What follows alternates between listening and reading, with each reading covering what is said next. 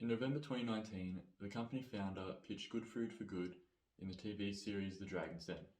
The Dragon's Den is a place where aspiring entrepreneurs pitch their business concepts and products to a panel of Canadian business moguls who have the cash and the know-how to make it happen.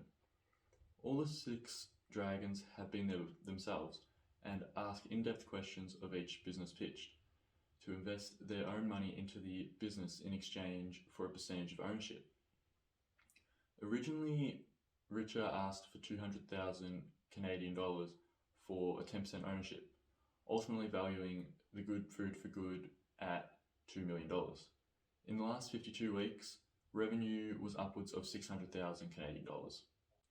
The result from the Dragon Den caused Richer to make a deal with 2 dragons, Manjit Minas and Michelle Romanow, for 200,000 Canadian dollars for 30% of Good Food for Good.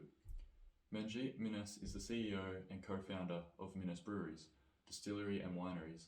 Michelle Romanow is co-founder and president of Clearco, which is formerly Clearbank, which has now invested more than $2 billion into more than 4,500 companies, making them the biggest e-commerce investor in the world. From here, Good Food for Good expanded their initial line of ketchup sauces to cooking sauces, chai tea products, as well as expanding into the US market successfully. Initial investment costs totaled $118,000, with 30% relating to pre-occurrence fees, whilst the remaining 70% included initial training, software, hardware costs, site location, equipment, inventory, etc.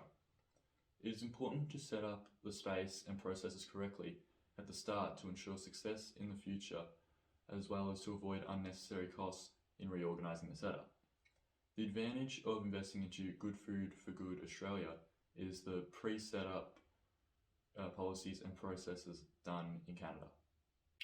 With sales forecasted to start at 600,000 in the first 2 years of operating in Australia, Good Food for Good must sell 50,063 jars of sauce each year to ensure we achieve the 84.75% return that will cover expenses and provide a profit component.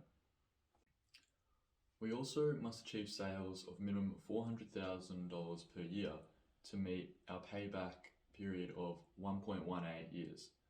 Any profits we achieve in the first 2 years of operations after the payback period is met, we intend to reinvest into marketing to get our products out via social media as well as other marketing channels to achieve sales over a long-term period, as well as the aim to keep customers repurchasing our products. As you can see, Good Food for Good may sit at the higher end of the price range. However, this is in line with our higher quality compared to the competitor environment. We strive to stand out from our competitors using homegrown ingredients, nutritional value, and helping others. Good Food for Good can be purchased directly online or via the retailers, including supermarkets. Good Food for Good frequently do promotional giveaways on social media channels to get our name out there. By consumers liking our social media pages and sharing product information, they go in the running to win a promotional goodies pack. Good Food for Good also enjoy pop-up stores to allow new consumers to try our products while explaining our difference to competitors in the market.